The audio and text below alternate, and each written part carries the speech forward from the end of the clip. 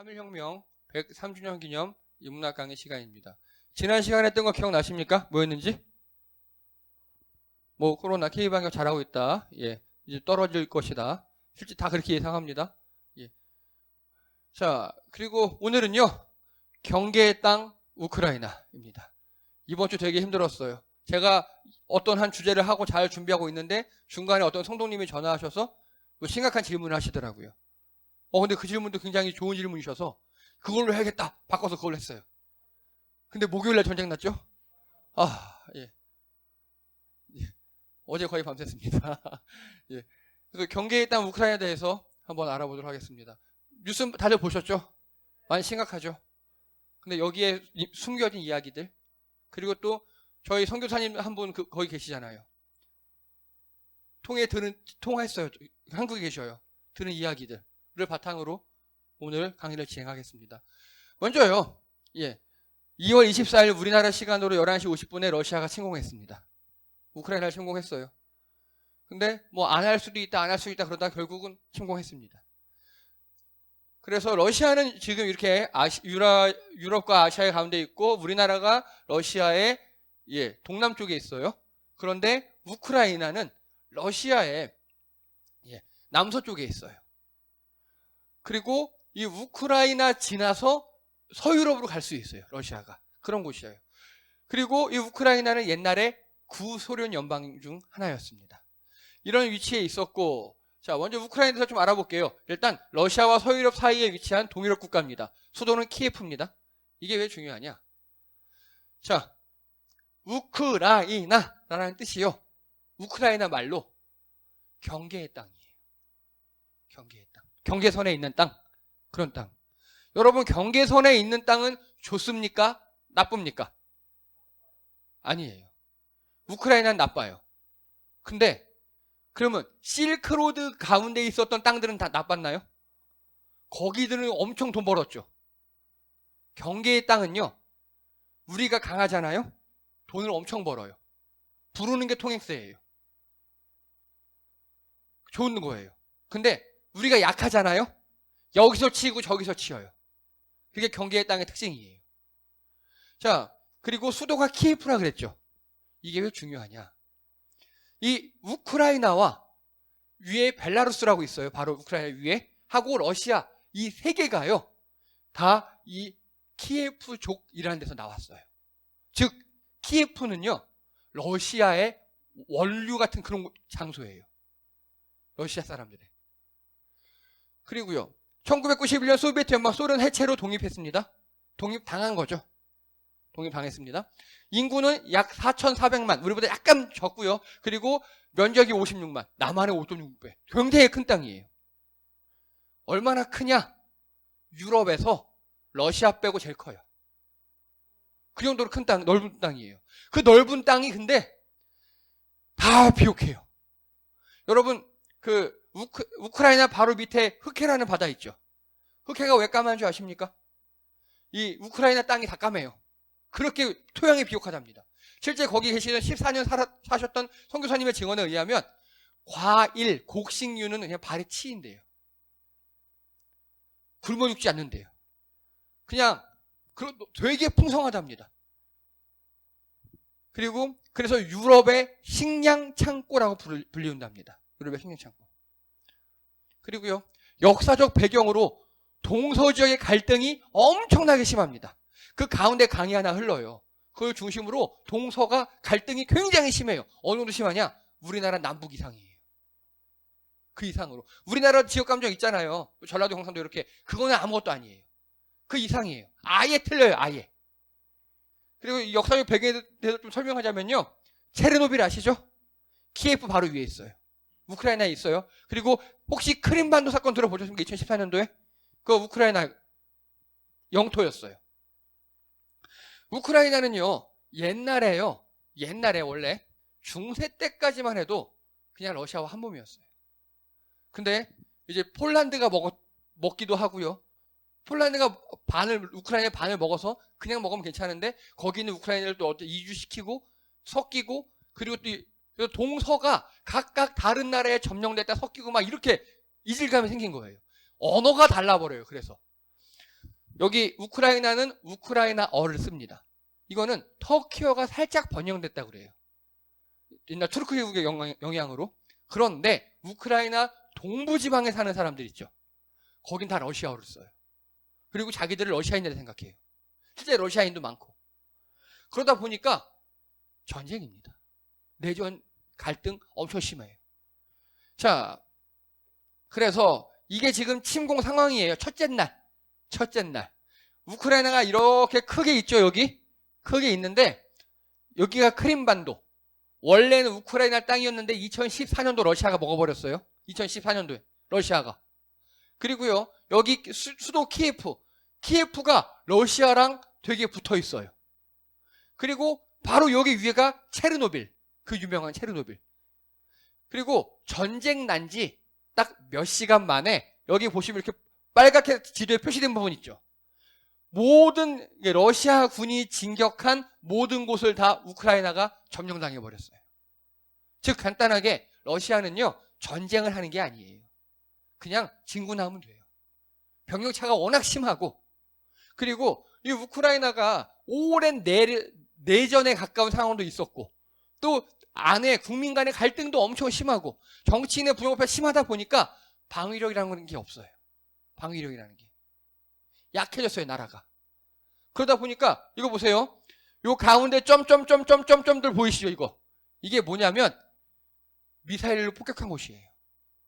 폭격한 곳이 이렇게 거의 전국토를 다 폭격했죠. 모든 곳에 군사시설을 다 타격해버렸어요. 그리고 지금 싹 밀고 들어가고 있습니다. 전쟁 개전나자마자 러시아가 제공권을 장악했어요. 여러분, 현대전에 제공권 장악당하면 끝이에요. 즉 우크라이나에 비행기가 한 대도 뜰 수 없었다. 러시아는 막 뜨고 다니는데, 그런 의미입니다. 자, 침공 첫날 우크라이나인 137명이 사망했고 러시아는 미사일 160발 발사. 이거 되게 이상한 겁니다. 여러분 생각해 보세요. 지금 이만큼 침공을 했고 여기 이렇게 지금 수도 없이 많이 폭격을 했는데 몇 명 죽었다고요? 137명. 이상하죠? 보세요. 그럼 미사일 한 발당 몇 명 죽인 겁니다. 한 명도 못 죽였어요. 그렇죠? 자, 러시아는 우크라이나를 어떻게 하려고 그러는 겁니까 지금? 네? 무력 침략을 했는데, 여러분 만약에 북한에서 서울에 미사일 한 방 쏘잖아요? 다른 나라에서 미사일 한 방 쏘면요, 미사일 한 방에도 수백 죽을 수 있어요. 근데 왜 이렇게 많은 미사일을 쐈는데 사람이 안 죽었을까요? 그겁니다. 러시아는요, 우크라이나를 철저하게 패망시키려는 게 아니에요. 무력 시위하는 거예요. 그리고 선교사님 말에 의하면 군사시설만 타격한답니다. 근데 우리 서방 뉴스에 나오는 거 보면은 민간인도 죽었다 막 이렇게 나오잖아요. 두 가지예요. 오폭. 미사일이 날아가고 잘못 맞을 수도 있고, 또 두 번째, 이미 우크라이나는요, 그 미친 대통령이 모든 사람, 남자들 특히 18세부터 60세까지 출국금지, 다 전시 강제 소집을 해버렸어요. 그들이 민간인이 아니에요, 이제. 이해가 되시는 거 무슨 말인지? 160발 쏴서 137명 죽었다는 거는요, 정말 정밀 타격했고 사람을 죽이기 싫다는 소리예요. 왜냐? 러시아는 우크라이나를 점령하고 먹어버리려는 게 이유가 아니거든요. 그리고요, 이상합니다. 나토 또한 동유럽 병력 강화하겠다 하지만 우크라이나 직접 파병은 안 해. 나토가 이러고 있어요. 아니, 지금까지 도와주겠다 막 전쟁 부추겨놓고 싹 빠져버려요. 나쁜 놈들입니다. 그리고요, 이제 러시아 입장에서 봐야 합니다. 이거 우크라이나 입장은 나중에 볼게요. 제일 중요하니까 나중에 보고, 일단 러시아 입장에서 내가 러시아라면 한번 러시아의 빙의해서 보겠습니다. 자, 이게 옛날 소련이었어요. 옛날에. 여러분, 2차 세계대전에는 소련이, 폴란드도 소련이었어요. 다 근데 없고, 우리가 아는 그 외 안정 냉전 시대 소련은요, 보세요. 벨라루스, 몰도바, 우크라이나, 아르메니아, 아르제바이잔, 투르크메니스탄, 우즈베키스탄, 카자흐스탄, 키르기스탄, 타지키스탄까지 다 소련이었어요. 근데 이 나라들이 지금 다 독립해서 각각 나라가 됐어요. 그리고요, 이게 현재 유럽 가입국이에요. 이거 보십시오. 옛 소련 중에 이후에 가입한 나라 하나도 없죠. 그렇죠?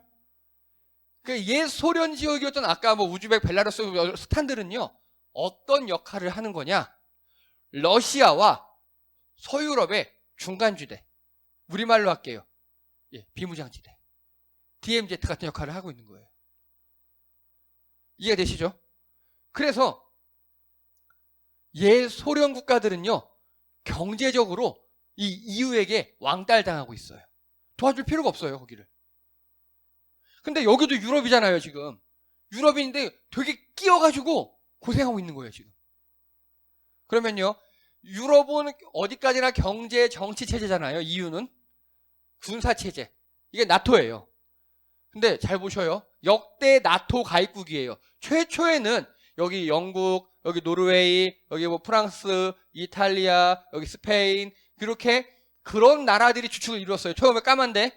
그러다가 여기 조금 독일 늘어나고 해서 점점 이쪽으로 나토가 동쪽으로 오고 있죠. 가입국들이. 그리고 이번에 그 우크라이나 미친 대통령이 나토 가입하고 싶어요 라고 몇 년 전부터 얘기하고 했어요.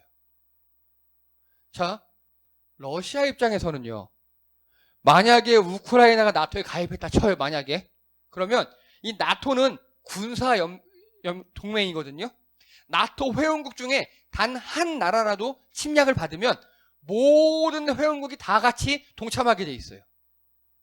그러면요, 러시아와 우크라이나라고 티격태격하면 모든 나라가 다 같이 러시아와 전쟁하게 되겠죠. 예. 나토는 우크라이나를 받아줄 생각이 있을까요? 없을까요? 없어요. 유럽 나토는.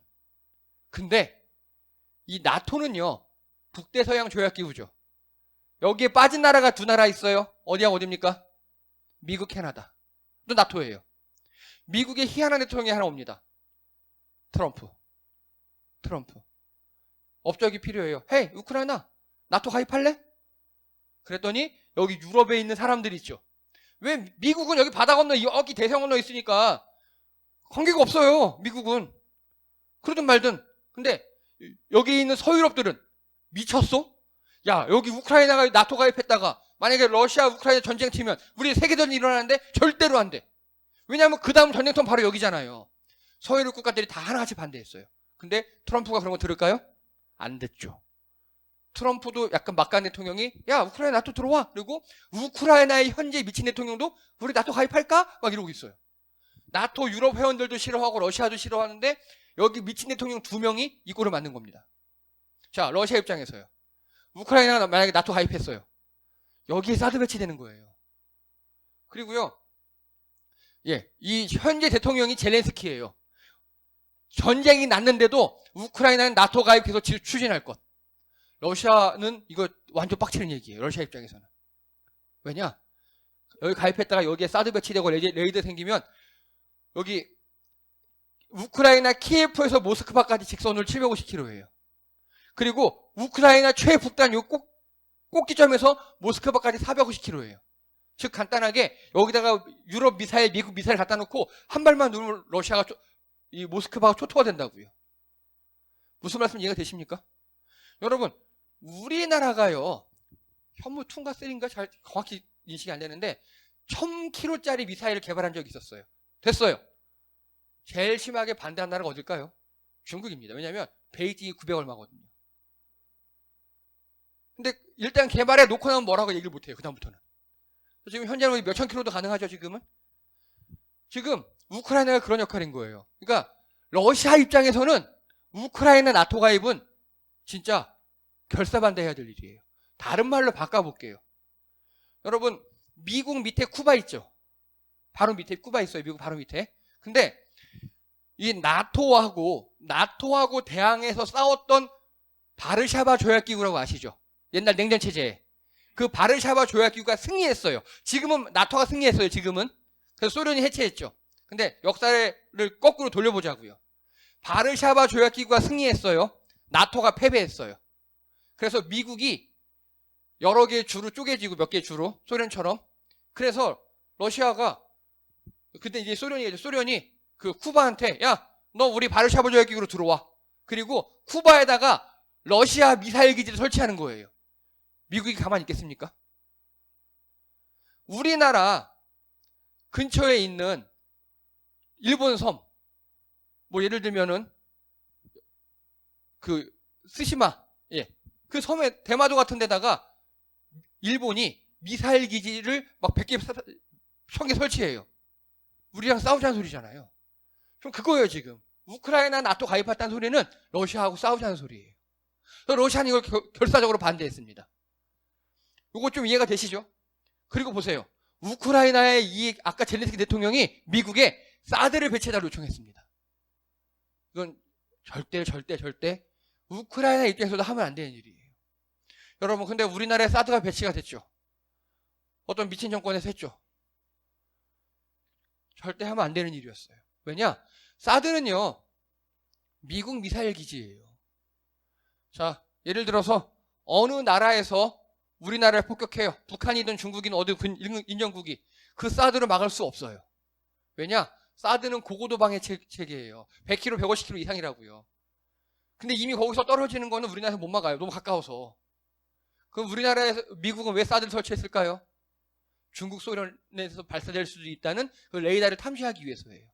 즉 우크라이나에 레이더가 사드가 설치되면 그거는 유럽이나 미국으로 날아오는 러시아제 미사일을 캐치하기 위한 레이더 기지의 의미가 있지, 우크라이나에겐 그저 골칫덩이고 짐덩이고 암 같은 존재가 된다고요. 근데 지금 젤렌스키는 계속 이렇게 이러고 있어요. 그러니까 러시아 입장에서는 완전 뒷박이인 거예요. 완전 너무 열받는 거예요, 이게 지금.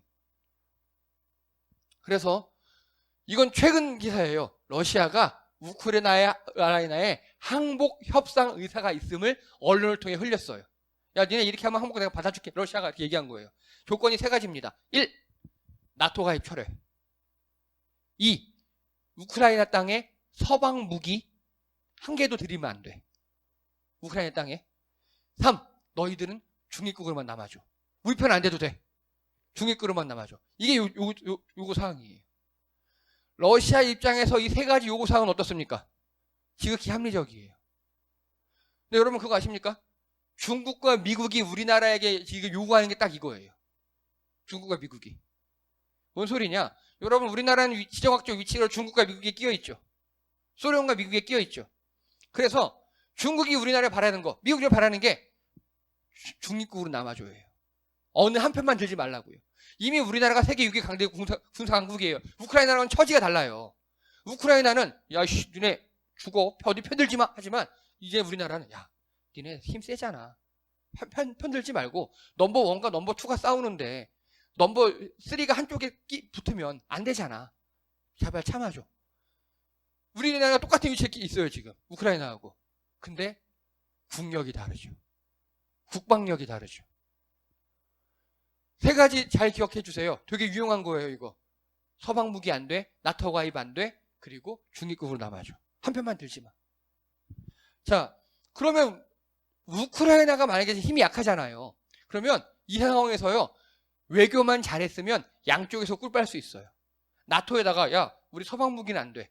대신 우리가 러시아 편은 안 들 테니까 나토 니네들 우리한테 EU 우리 경제적으로는 서로 왔다 갔다 하자.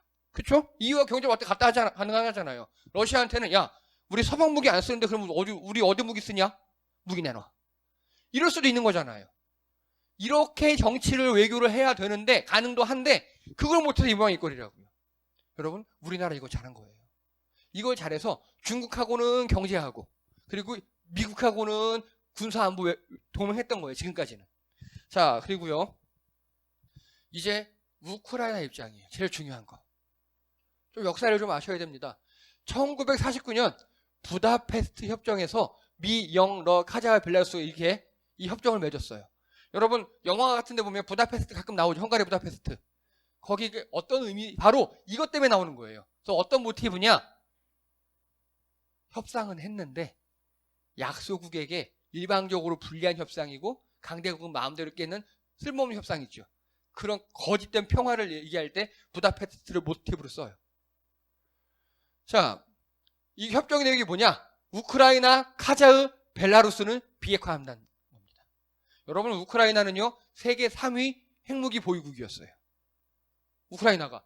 그래서 미국, 영국은 비핵화 작업하고 자기들이 비용을 댄다는 거예요. 모든 핵무기는 러시아로 넘김, 현재 국경에 대한 인정, 이게 협상 내용이에요, 지금.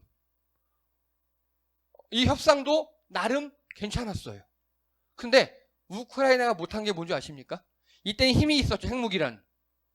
우크라이나에 핵이 얼마 있었냐? 핵탄두 1700개, ICBM 170개가 있었어요. 세계 3대 핵무기 보유국이었어요. 미국, 러시아 다음에 우크라이나가 제일 많았어요. 그럼 이거를 가지고 제대로 협상을 했어야 했어요. 제대로. 다. 그래서 유럽에게는 바로 우리 옆에 나라니까 경제를 하고, 그리고 미국하고는, 러시아하고는 군사안보를 하고, 그랬어야 했는데, 둘 다 못했어요. 둘 다. 자, 그리고 그 결과 2004년 오렌지 혁명이 일어납니다. 이게 뭐냐? 이게 우크라이나 오렌지 혁명 모습이에요. 다 보면 오렌지 색깔의 옷과 깃발을 메고 나왔죠. 여러분, 이거 뭐 같아요, 우리나라에? 이게 바로 우크라이나의 4.19라고 불리워요. 왜냐? 우크라이나 사람들이요, 나라가 동서로 언어도 약간 다르고 역사적 배경도 굉장히 다르다 그랬죠. 그러다 보니까 정치인들이 와도 네거티브만 해요. 언론은 그거 부추기고 있고, 정치인들이 제대로 서지를 못해요. 그러다가 부정부패하고 또 하나, 부정선거를 저질렀어요. 부정선거를. 그거를 엎은 게 바로 이 오렌지 혁명이에요. 2004년도에 엎었어요. 그리고 좋은 정부가 들어서야 되는데요. 그러지 못했어요. 워낙 동서로 나눠졌고 네거티브는 하다 보니까 진영 논리에만 앞장서고 있어요. 진영 논리. 즉, 이 동쪽에서 동쪽은 칠러파거든요. 이 칠러파에 누가 대통령이 됐어요? 그러면 이쪽은요, 무조건 반대예요. 거꾸로. 이 서쪽은 친유럽파예요. 거기가 대통령이 되잖아요? 무조건 반대예요. 그리고 없는 사실 다 만들어내서 막 감옥 보내고 막 난리가 났어요. 올바른 정치인들이 있지 못해요. 정치가 돌아가지 않아요. 그러다 보니까 2008년 세계 경제위기가 시작됐잖아요? 금융위기 있었죠. 그걸로 기점으로 우크라이나가 급격히 떨어져요. 그 전에 핵 다 폐기하고 이러면서 그때 받은 돈이 굉장히 많았어요. 그걸 다 없애버렸어요. 그리고 결국 2014년도 국가부도 직전 상황이 이릅니다. 이때 EU와 IMF 쪽이 서방 세계, 유럽이 도와준다 그래요. 단 200만 불 우리가 도와줄게. 차관을 하지만 니네들 강도 높은 개혁해야 돼. 우리나라도 97년 IMF 사태 때 이거 당해봤죠. 비정규직 들어오고 막 했잖아요, 그때. 그거입니다. 그러니까 러시아가 아니야. 우리는 150만 불밖에 못 주지만 대신 너희한테 파는 천연가스 깎아줄게. 그리고 우리 이율도 낮춰줄게. 여러분 어디를 선택해야 됩니까? 좋은 걸 선택해야죠. 어디를 선택했을 것 같습니까? 러시아를 선택했어요. 조건이 좋으니까. 자, 당연히 정부 입장에선 여기를 선택하는 게 맞죠. 근데 이게 문제였어요. 우크라이나 언론과 그리고 이 서쪽 지역, 유럽에 친한 애들이 이거를 가만두지 않았어요. 저거 분명히 러시아한테 뒷돈 받았다고 트집을 잡기 시작하고요. 그리고 이렇게 유럽과 러시아 사이에 우크라이나가 막 이렇게 양쪽에서 가랑이 찢어지고 있을 때, 이게 바로 2014년 유로마이단이라고 우리나라의 촛불혁명 같은 거예요. 그런데 우리나라 촛불혁명 때는 국론이 하나였죠. 박근혜 탄핵. 그때 거의 탄핵이 95% 나왔었어요. 제일 높을 때는. 우리는 국론이 분열되지 않았어요. 근데 이게 유로마이단이라 그래서 이들의 촛불혁명이라고 이들은 부르지만 제가 보기에는 완전치 않아요. 왜냐? 서쪽에 있는 친유럽파만 했거든요. 이해되십니까? 친유럽파의 항쟁이었을 뿐이에요, 그냥. 그래서 이걸 통해서 친러파의 대통령을 몰아내긴 했어요. 근데 이 과정에서 어떻게 됐느냐? 서로 양쪽에서 험담만 하죠. 사람들이 정치에 불신이 생겨요. 그리고 정치인들이 제대로 자라나지 못해요. 저도 우리나라 정치인들 보면 그런 걸 느끼거든요. 분명히 훌륭한 정치인인데 하도 언론에서 씹어대고 막 이렇게 음해를 해대니까 정치를 길 떠나요. 아니면 제대로 자라날 수가 없어요. 크지를 못해요. 국론이 분열됩니다. 부패와 무능으로 이 모든, 어쨌든 나라의 반이 이렇게 들고 일어났음에도 모든 게 다 좌절돼 버립니다. 또 어떻게 되느냐? 러시아가 크림반도를 무력으로 점령해버려요. 국론이 분열되어 있으니까. 근데도 우크라이나는 군대조차 출동시키지 못해요. 우리나라 말로 할게요. 일본이 우리나라 제주도를 먹어버렸어요. 근데 우리는 국론이 분열돼가지고 한쪽에서는 야 일본은 뭐 그래도 되지 뭐 제주도민들은 좋겠다 일본인 됐네. 한쪽에서는 싸워야 돼 이러고 있는 거예요. 그래서 러시아는 그냥 피 한 방울 안 날리고 총 한 번 안 써보고 크림반도를 먹어버렸어요. 또요. 이게 최고입니다. 정치 혐오로 코미디언을 대통령으로 선출해버렸어요. 완전 코미디죠. 예, 젤렌스키 현직 대통령이에요. 나이는 저보다 어려요. 42인가 그래요.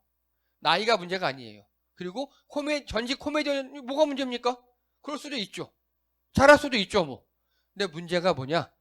여러분 제가 늘 얘기했습니다. 목사가 정치하면 됩니까 안 됩니까? 돼요. 해도 돼요. 근데 하려면 목회 때려치고 목회하지 마시고 어느 정당에 가입하셔서 그래서 밑에부터 차근차근 배워서 뭐 시의원도 해봤다가 구의원도 해보시고 그리고 국회의원 이렇게 밑에서 차근차근 배워가야 돼요. 이해가 되십니까?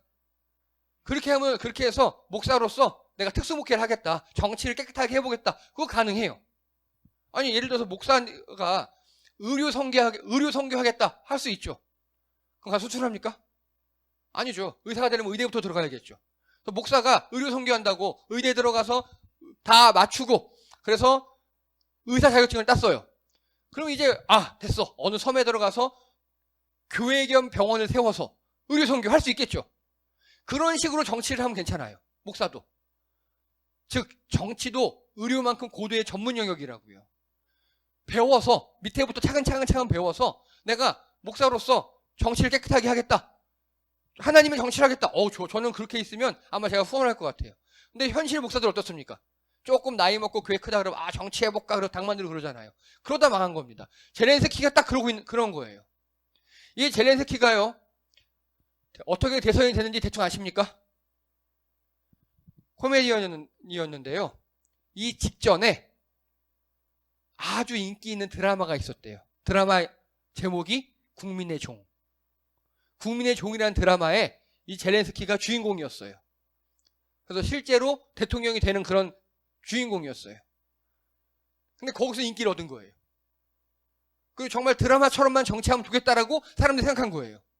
이 사람도 거기서 선거뽕을 맞아서 출마를 했고 당선이 돼버리네요. 이게 뭐가 문제냐? 여러분 코미디언 출신이 대통령 된 게 문제가 아니라고요. 정치를 모르는 사람이 대통령이 된 게 문제라고요. 그래서 이거 보십시오. 예, 젤렌 핵관이라는 사람이 있어요. 젤렌스키 핵심 관계자. 예, 대통령 수석 보좌관이 시나리오 작가였어요. 그리고 대통령 비서실장이 영화제회사 대표예요. 정치를 알겠습니까? 이게 문제라고요. 이게. 그래서 미국의 CBC에서 놀려요. 니네들은 군대도 전혀 모르는 국방부장관이 있고 전혀 이렇게 막 놀렸어요. 아니 정치를 모르니까 그냥 내 친한 사람한테 다 꼽아놓은 거예요. 이래 돌아가겠습니까? 절대 돌아가지 않아요. 이래서 나라가 망한 겁니다. 이래서. 그리고요. 이거 보십시오. 우크라이나 대통령 갈팡질팡 이유 위기 상황 감당이 안 돼요. 이러고 있고요. 이렇게 인터뷰를 했어요. 이 사람이요. 계엄령을 뭘로 내려는 줄 아십니까? 페이스북으로 계엄령을 내려요. 총동원령을 트위터로 내려요. 미친 거죠. 그리고요. 우크라이나 대통령 러시아 침공 시 서부 리비우를 피신하게 도망가겠다. 결국 사람들이 하도 뭐라니까 도망 안 갔어요. 우리나라 어떤 대통령 생각나죠? 옛날에 북한 쳐들어오니까 부산까지 갔다가 너무 멀리 왔나요? 해서 쪽팔려서 되니까 돌아간 그런 대통령도 있었습니다. 그리고요. 미국 국무부 러시아 오늘 밤에 우크라이나 침공할 수도 하니까 이렇게 미국 국무부에서 왜냐하면 미국은요 위성으로 다 보고 있잖아요. 아무리 봐도 간단하게 러시아 탱크에 기름 채우고 있더래요. 내일 내려온다는 소리잖아요. 이렇게 간접 경고를 해줬어요. 미국 나토예요. 나토인데 우크라이나에게 불쌍하니까 야 내일 러시아 쳐들어온다라고 경고했어요. 이때 이 젤렌스키 대통령이 뭐 했는지 아십니까? 러시아어로 러시아 사람들에게 연설을 했어요. 당신네 대통령이 우리를 짓밟으려고 한다. 당신들이 일어나서 당신네 푸틴을 막아다오. 우린 한민족 아니냐. 이게 말이 됩니까? 그러니까 이게 영화적 상상력인 거예요. 영화인 줄 안 거예요. 영화 같은 일이 일어나서 그들 백성들이 다 일어나서 우리 같은 민족이에요. 싸우면 안 돼요. 막 탱크 맞고 위아더 월드 손 잡고 울고 끝내고 그럴 줄 알았나 봐요. 여러분, 정치는 정치인에게 맡겨야 합니다. 이 젤렌스키가 그걸 증명합니다. 젤렌스키는 코미디언이었다가 아무 준비 없이 바로 정치를 하다 보니까 이렇게 다 이타의 일을 발생시킵니다. 다른 말로 할게요. 이거 누가 책임져야 돼요? 그 나라 국민이 이렇게 한 거예요. 그 나라 국민이. 그리고요, 이거 보십시오. 아빠 꼭 돌아오세요. 우크라이나 예비군 소집으로 가족 생이별. 우크라이나에 만 18세 이상부터 만 60세 이하까지 남자들 징집령이 떨어졌습니다. 우리나라에서 전쟁 나면요, 만 18세 이상부터 일단은 40세 예비군까지. 예, 전 아니에요, 이제. 예. 그리고 또 전쟁이 나면요, 국무총리령으로 45세까지 가능하대요. 저도 또 아니에요. 근데 전쟁이 격화되잖아요? 대통령령으로 최고 60세까지 가능하대요. 그럼 저도 가야 돼요. 예. 지금 우크라이나는 최고 소집령이 떨어진 거예요. 자, 이제 나토 입장 볼게요. 나토, 미국. 나토, 유럽 입장. 뭔지 아십니까? 우리는 파병 안 해. 하든 말든 우리는 관계없어. 끝. 나토 입장 끝이에요. 우크라이나 전쟁 하든 말든 강력히 규탄합니다. 이러고 있어요. 경제 제재합니다. 아니, 경제 제재하면 뭐합니까? 뭐 러시아가 작은 나라입니까? 땅덩어리가 얼마인데. 자기들끼리 자급자족이 가능한데. 자, 간단하게 우크라이나가 먹히든 말든 나토는 어떻게 하겠다? 신경 안 쓴다. 이게 나토의 입장입니다. 여러분, 우리나라도 94년도에 이랬어요. 실제 있었던 일입니다. 자, 이제 우리 대한민국의 입장이에요. 자, 정부 러시아의 우크라이나 무력 침공 강력 규탄합니다. 무고한 인명피해 야기한다. 국제사회의 경제제재 노력 적극 동참합니다. 이거 뭐 한다겠다는 소리입니까? 아무것도 안 하겠다는 소리예요. 예, 아무것도 안 하겠다는 소리예요. 왜요? 여러분, 우리나라에 들어와 있는 러시아인이 5만 명이 넘어요. 예, 우리 러시아하고 적대 행위를 하는 순간 어떻게 될까요? 그들이 독립투사가 되겠죠. 러시아 사람들이. 그리고 러시아에 들어간 우리 기업들, 한인들 되게 많아요. 그리고 러시아는요, 전통적으로 우리 한국하고 절친이에요. 엄청 친합니다. 굉장히 친해요. 자, 러시아가 우크라이나를 무력으로 침공했어요. 좋은 일이에요, 나쁜 일이에요? 예, 도의상 나쁜 일이에요. 도의상. 근데 우리는 그렇다고 여기서 우크라이나 편을 들어요? 같이 망하겠죠. 여러분, 외교는 국익이에요. 우리에게 이익이 되는 대로 해야 돼요. 제가 100% 예언하건대 이렇게 정부에서 러시아, 우크라이나 무력 침공 강력 규탄합니다! 라고 이야기하기 전에 러시아 측에 얘기를 했을 거예요. 우리도 이 정도는 하겠다. 이 정도 말은 할게. 말만 하는 거야. 라고 얘기했을 거예요, 미리. 그 증거가 뭐냐? 우리가 이 강력 규탄 대열에 꼴찌를 참여했어요. 왜냐? 우리는 러시아랑 교육을 많이 하거든요, 러시아하고. 되게 교육을 많이 해요. 그리고 또, 한 걸음 더 나아가서요. 아까 나토, 절대 침공하지 않겠다. 우리는 군사는 안 해. 규탄은 경제제재 이랬죠. 그럼 나토하고 러시아는 교감이 없었을까요? 있었을 겁니다. 러시아가 간 봤을 거예요. 야, 우리 쳐들어가는데 얘네 죽이러 가는 건 아니야. 잠깐 손만 봐주고 쓱 빠질게. 야, 니네 쏘지 마. 야, 그래도 쳐들어가면 되냐? 아, 그러니까 알았어. 야, 조금만. 알았어. 적당히. 분명히 이런 식으로 이야기가 됐을 겁니다. 우크라이나는 뭐가 문제입니까? 1. 힘이 없다. 2. 힘이 없으면 외교력이라도 있어야 되는데 그것도 없다 해요. 즉, 무능한 지도자. 그리고 그 무능한 지도자를 뽑은 국민들. 그게 제일 문제예요. 자, 이거 보십시오. 우리나라 2021년도 군사력 순위. 우리나라 몇 등? 6등. 우리나라 전교 6등이에요. 우리나라 군사력이 세계 6위라고요. 어마어마한 숫자죠. 정말 강한 나라입니다. 근데 문제가 있어요. 예, 여러분 정교 6등 생각해 보십시오. 어떻습니까? 무도타시죠. 예, 전교 6명 아니에요. 전교인 수가 한 200 몇 명이에요. 거기서 우승했다고. 엄청 잘한 거잖아요. 근데 문제가 있어요. 뭐가 문제냐? 전교 6등인데 이거 보십시오. 우리나라 위에 러시아, 옆에 중국, 아래 일본 이렇게 있어요. 즉 반에서 4등이에요.